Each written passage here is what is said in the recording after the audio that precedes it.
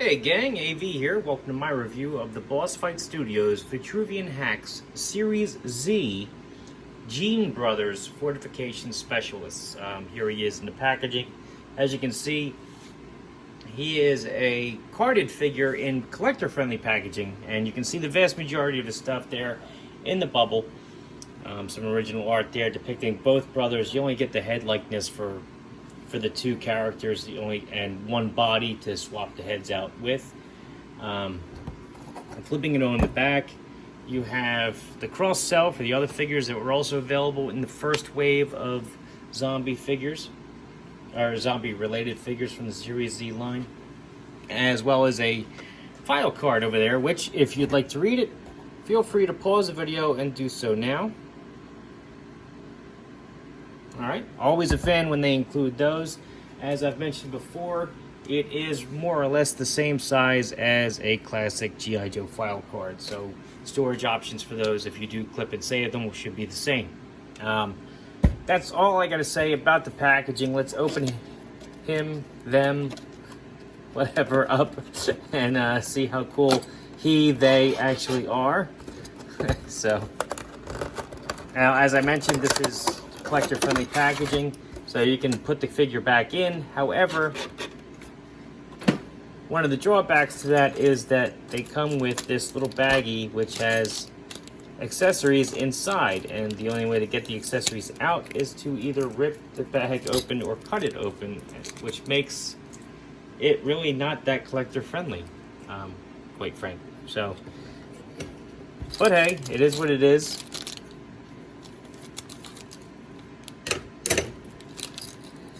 Dump this stuff out there.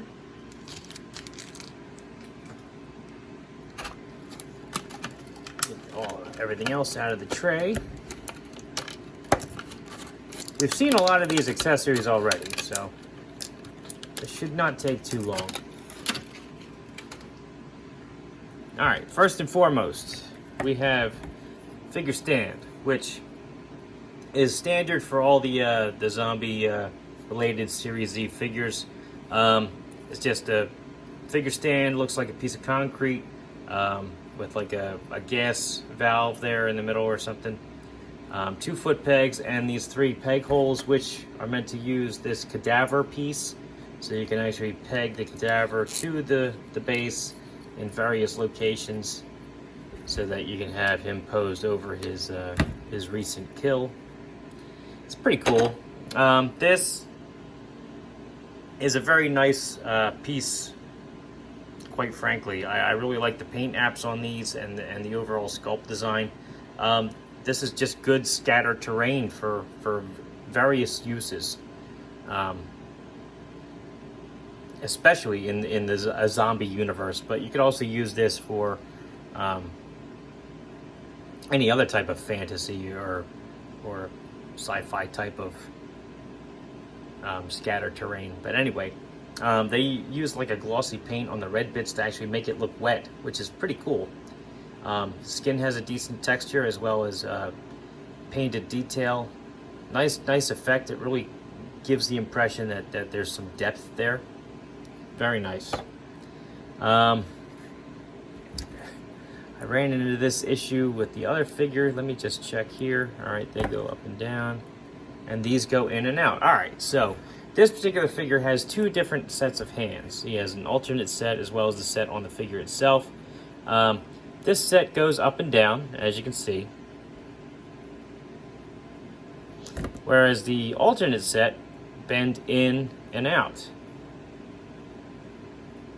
That's why they give you the alternate set of hands. The last 2 boss fight figures I reviewed, both of which were female, I don't know if that has anything to do with it, but they came with essentially the same set of hands, although Antonia had a trigger finger on hers, whereas these, actually this is molded on, so that's not separate. How about this side? Alright, so yeah, he does not have pistol grip hands. Oh, that should be a separate piece. I seem to remember it being, I don't know, I guess not. Alright. Never mind. So she came with pistol grip hands, even though she didn't come with a gun. That may have had something to do with it, but usually when you have the alternate set of hands, one set bends up and down, the other set bends in and out. But this guy is back to that. So he has a lead pipe, it looks like, with some blood on the end.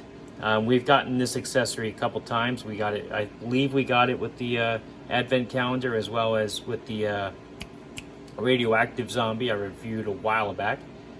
Some nice painted detail on there, for the blood pattern at least. He comes with a pipe wrench, which is actually really cool looking. Nice job on that. Very nice job. Crowbar, which has a clean end and a dirty end. Again, nice glossy red on there to make it look damp. It's a nice effect for being a zombie fighter. He has his sledgehammer here, which appears to have no blood on it, but that's fine.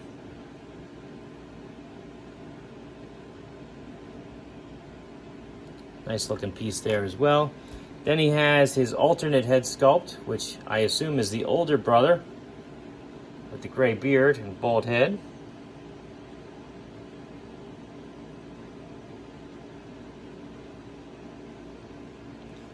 And now for the figure itself. Some detail. There's the younger brother's likeness. He has a removable vest. Some boots. Work boots. Appears as though the tops are molded onto the legs. Or are they separate pieces? No, I think they're molded on. Let's see. Yeah, it's molded onto the legs. Okay. So the tops of his boots are molded onto these legs. That's a first. I haven't seen that yet from Boss Fight. Overall, nice design on the figure. I do like it. He's going to make a nice civilian in the background, even if you're not into the zombie collection. Nice looking figure. A good civilian. Alright, so his articulation, pretty standard for the Boss Fight Studio series. Head's on a barbell joint, can do a full 360, can look up slightly, down pretty good, tilt from side to side, get some expression out of him. He does forward and back. Arms, full 360 degrees.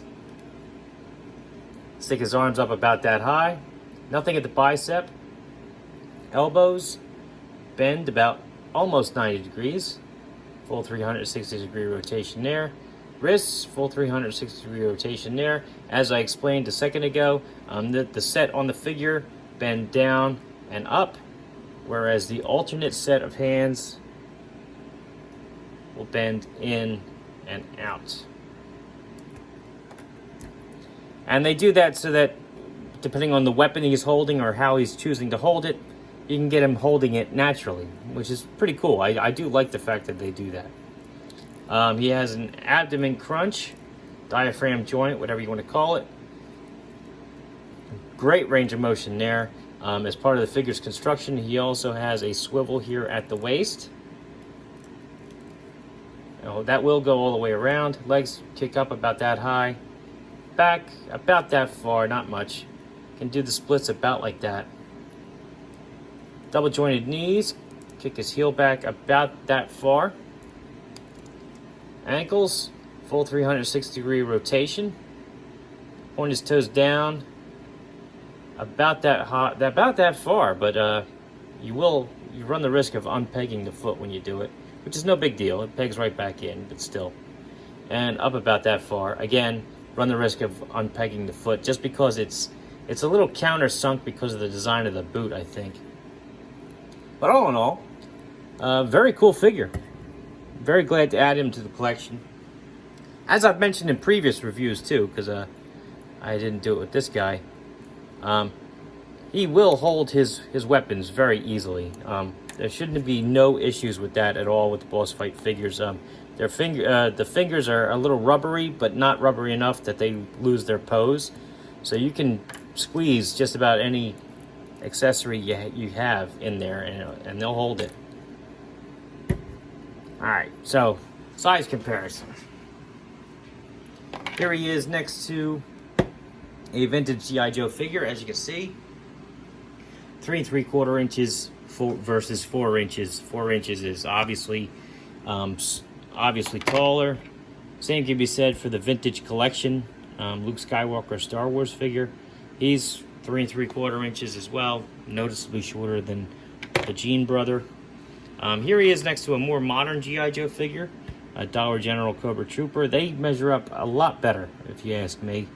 The Dollar General Trooper's still a little bit on the shorter side, too, as far as Joes go, but they scale well together, in my opinion. Marvel Universe Captain America scales very well with him. And last but not least, a Master Chief, who towers over everyone. So, all in all, this has been my review of one of the Gene brothers, the younger one or the older one, take your pick. From the Series Z line from Boss Fight Studios. Very cool figure, good accessories. They actually go with the theme for these two characters. If you read the file card, when they're basically contractors, and they were also in the Army Corps of Engineers. So they would easily have this stuff laying around. It makes a lot of sense for them to have this particular assortment of accessories. I like the removable vest too. It gives you some options as far as how you choose to display the character, especially if you decide to swap the heads out. Accessories are good. I like the paint apps. Articulation's nice. Sculpt is great. Great figure to get, especially if you need civilians for the background in your displays or whatnot. So anyway, this has been AV. If you like this video, check out my channel. If you like what you see there, then please subscribe. And as always, thanks for watching.